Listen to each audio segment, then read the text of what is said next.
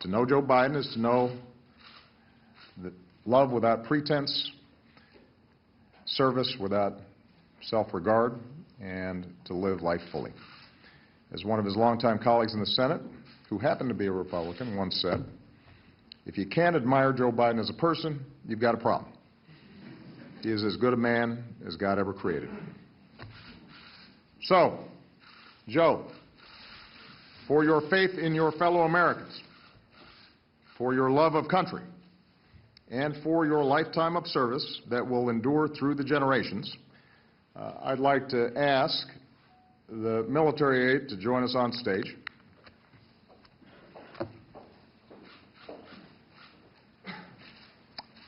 For the final time as President, I am pleased to award our nation's highest civilian honor, the Presidential Medal of Freedom.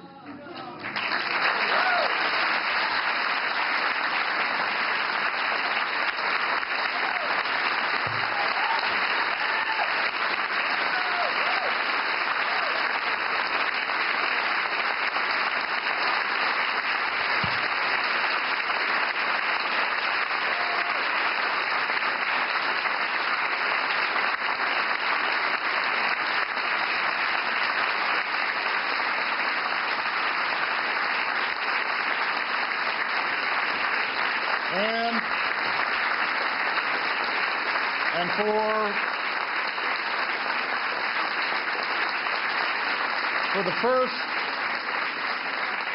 for the first and only time in my presidency, I will bestow this medal with an additional level of veneration, an honor my three most recent successors reserved for only three others: Pope John Paul II, President Ronald Reagan, and General Colin Powell. Ladies and gentlemen, I am proud to award the Presidential Medal of Freedom with distinction to my brother, Joseph Robinette Biden, Jr. Will the aide please read the citation? Vice President Joseph R. Biden, Jr. In a career of public service spanning nearly half a century, Vice President Joseph R. Biden, Jr. has left his mark on almost every part of our nation, fighting for a stronger middle class, a fairer judicial system, and a smarter foreign policy, providing unyielding support for our troops, combating crime and violence against women, leading our quest to cure cancer, and safeguarding the landmark American Recovery and Reinvestment Act from corruption. With his charm, candor, unabashed optimism, and deep and abiding patriotism, Joe Biden has garnered the respect and esteem of colleagues of both parties, and the friendship of people across the nation and around the world, while summoning the strength, faith, and grace to overcome great personal tragedy. This son of Scranton, Claymont, and Wilmington has become one of the most consequential vice presidents in American history, an accolade that nonetheless rests firmly behind his legacy as husband, father, and grandfather. A grateful nation thanks Vice President Joseph R. Biden, Jr. for his lifetime of service on behalf of the United States of America.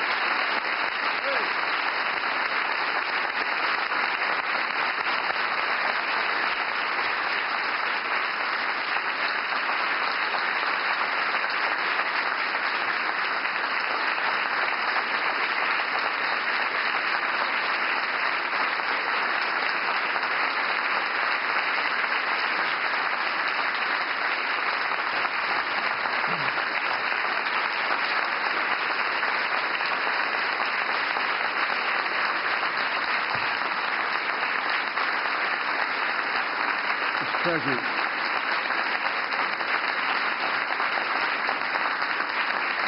Please, thank you. Thank you.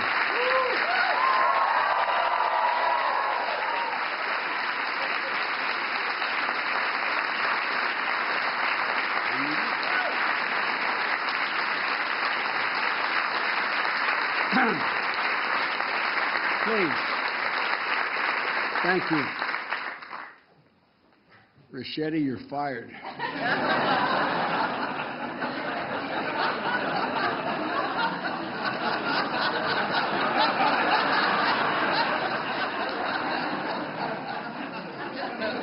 For the press, Ricchetti's my chief of staff.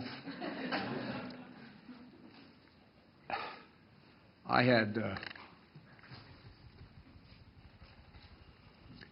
no inkling.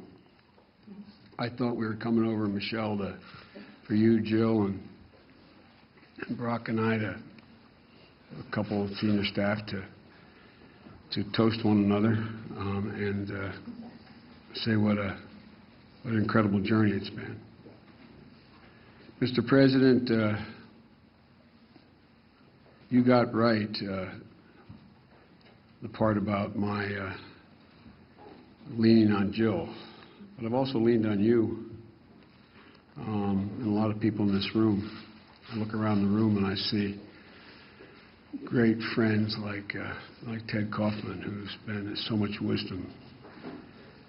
Guys like Mel Monzak. I mean, I look around here and I'm startled. I keep seeing people I don't expect. Madam President, how are you? Mr. President, look at my new boss over there. But you know,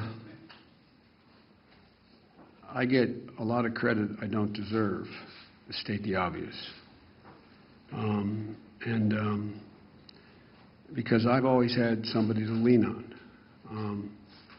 From back that time in 1972, when the accident happened, I leaned on, and I mean this in a literal sense, Chris knows this, Dodd knows this, and Mel knows this, and Ted knows this. I leaned on my sons, Bo and Hunter. I continue to lean on Hunter, who continues to, in a bizarre kind of way, raise me. I mean, I've leaned on them. You know, Mr. President, you observed early on that when either one of my boys would walk in the room, they'd walk up and say, "Dad, what can I get you? Dad, what do you need?" And then Jill came along and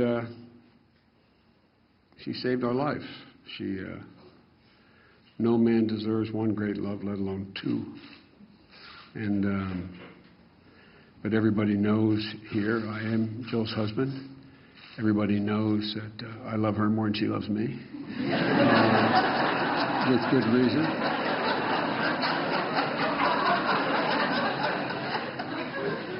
And she gave me the most precious gift, the love of my life, the life of my love, my daughter Ashley. And I've continued to lean on the family. President, you kidded me once. You heard that in the preparation for the two debates, vice presidential debates that I had, only had two, that Bo and Hunt would be the last people in the room, and Bo would say, "Look at me, Dad. Look at me. Remember. Remember home base. Remember." So, and the Secret Service can tell you, Mr. President, that Bo and Hunt and Ashley continue to have to corral me. We're at one of the national parks, and I was climbing up on top of a bridge to jump off the bridge with a bunch of young kids, and I hear my sons yelling, "Dad, get down, now!" And I just started laughing so hard I couldn't stop, and I said, "I was just going to do a flip-off, full gainer off here." He said, "Dad, the Secret Service doesn't want you up there, Dad. Look at me, Dad." You know, so we've never figured out who the father is in this family. And Mr. President, you know that with good reason, there is no power in the vice presidency. Matter of fact, I just did for Nancy Pelosi's daughters, who have readings of the Constitution. You probably did one for her.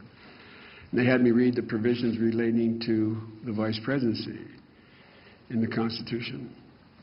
And there is no inherent power, nor should there be. But Mr. President, you have more than kept your commitment to me by saying that you wanted me to help govern. President's line often, other people don't hear it that often, but when someone say, can you get Joe to do such and such, he says, I don't do his schedule, he doesn't do mine. Every single thing you've asked me to do, Mr. President, you have trusted me to do. And that is that's a remarkable thing.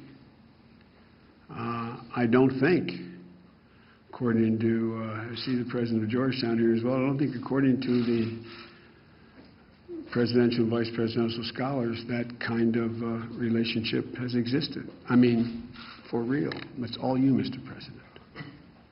It's all you.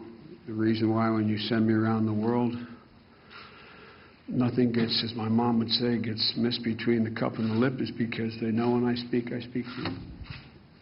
And it's been easy, Mr. President, because we not only have the same political philosophy and ideology, I tell everybody, and I've told them from the beginning, and I'm not saying this to reciprocate, I've never known a president, and few people I've ever met, my whole life I can count on less than one hand, who've had the integrity and the decency and the sense of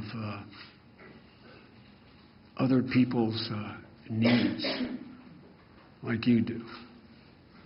I know you're upset when I told the story about when Hunt and I were worried that Bo would have to, that he would, as a matter of honor, decide he had to step down as Attorney General while he was fighting his battle because he had aphasia. He was losing his ability to speak. And he didn't want to ever be in a position where, to him, everything was about duty and honor. And I said, and he may resign. I don't know. I just have a feeling he may. And Hunt and I had talked about this. And I said, he doesn't have any other income, but we're all right because Hunt's there and I can sell the house.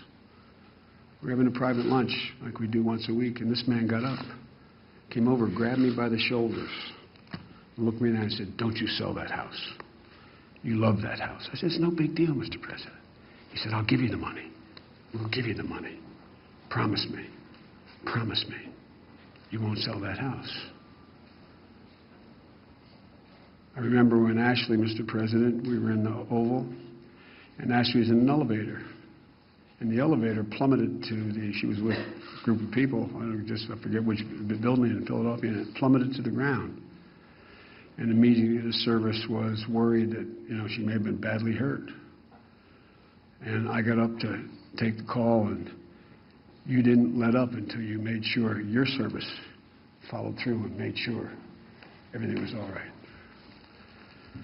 But you know, Mr. President, you know, we kid about about marrying up. We both did that kind of thing. But the truth of the matter is, I said this to Michelle last night.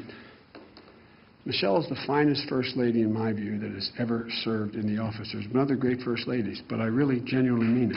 I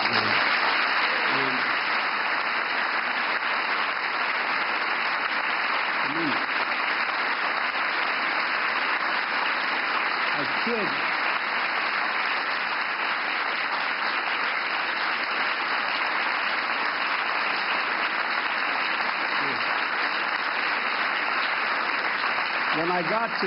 When I got to meet Michelle's brother, and he told me about how you guys were raised, and I got to know and love your mom. If your mom were your mom 15 years older, she could have been my mom. I mean, literally, the way you were raised, the way we were raised, there wasn't any difference. And I knew that this decision to join you, which was the greatest honor of my life, was the right decision on the night we had to go and accept the nomination, the formal, we'd be nominated at the convention. And Finnegan, who's now 18 years old, was then 10 years old. And she came to me and she said, Pop, is it okay if the room that we're in, Finnegan, Maisie, and Naomi, that we have the beds taken out? And I said, why? He said, maybe the Obama girls and your brother's children, maybe they would come down and all sleep together in sleeping bags. And I give you my word as a Biden, I knew when I left to go over to the convention, opened that door and saw them cuddle together, I knew this was the right decision. I knew it was the right decision. I really did. Because, Mr. President, the same value set. The same value set. Folks, you know, I joke with my staff that I don't know why they pay them anything, because they get to advise me.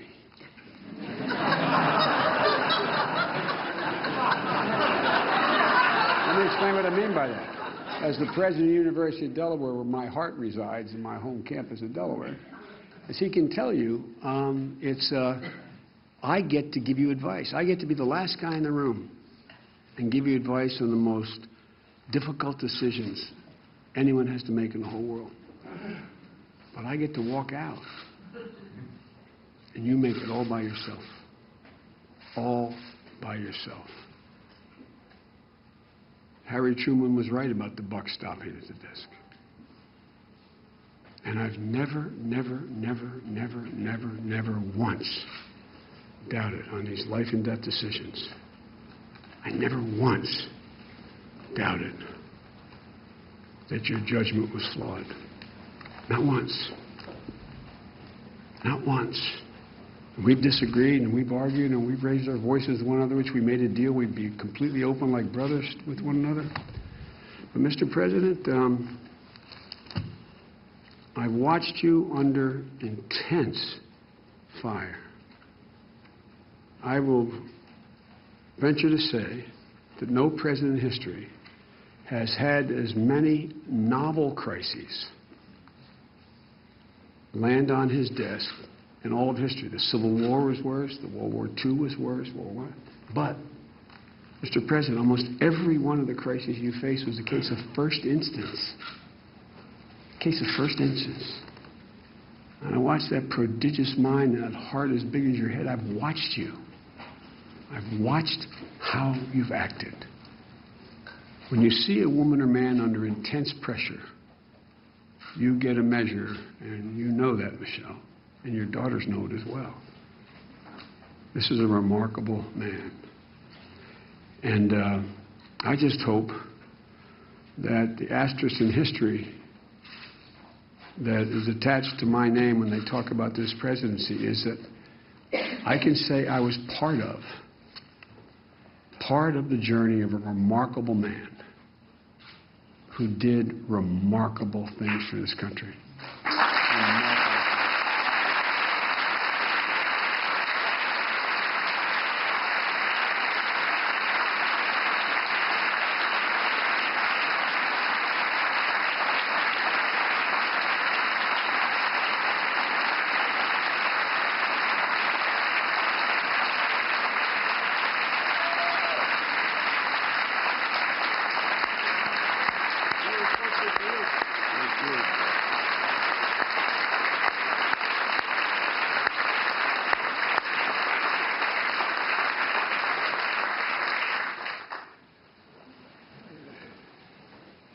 You know I can't let a comment go by without quoting an Irish poet.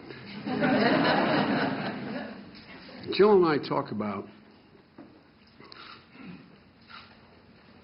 why you were able to develop the way you developed and with the heart you have. Michelle and I have talked about it. I've confided in Michelle. I've gone to her for advice. We've talked about this man.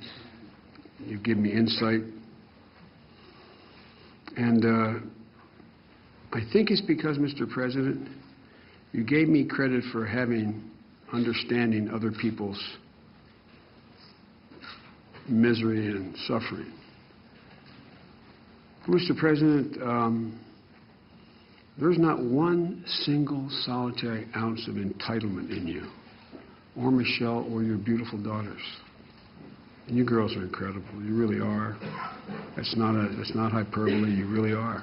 Not one ounce of entitlement. And Seamus Haney, in one of his poems, said,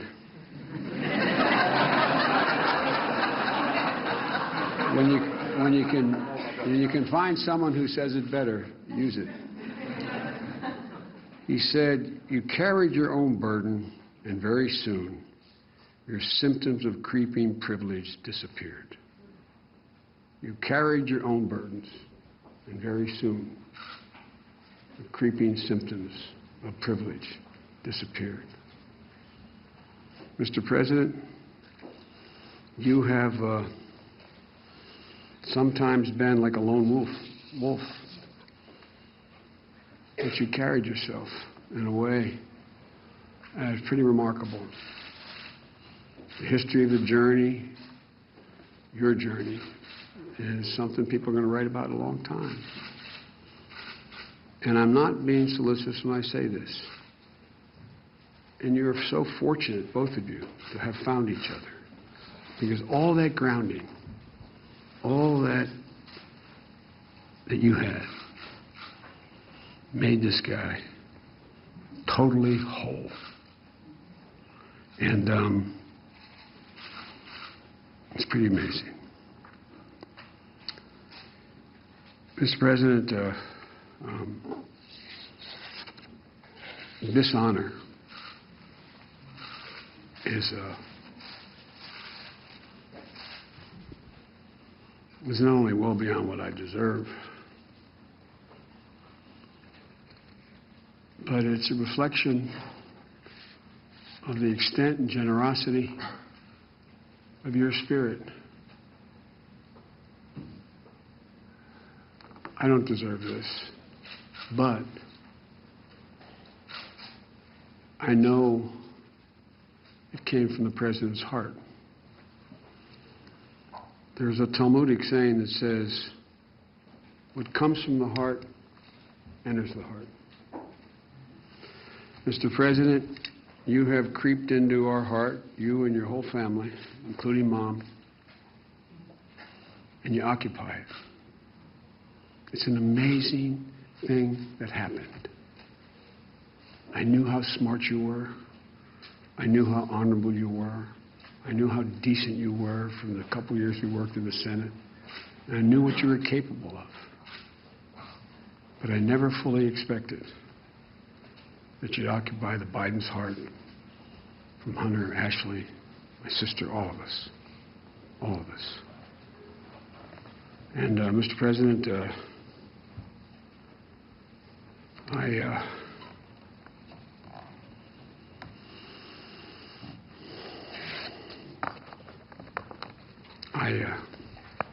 I'm indebted to you.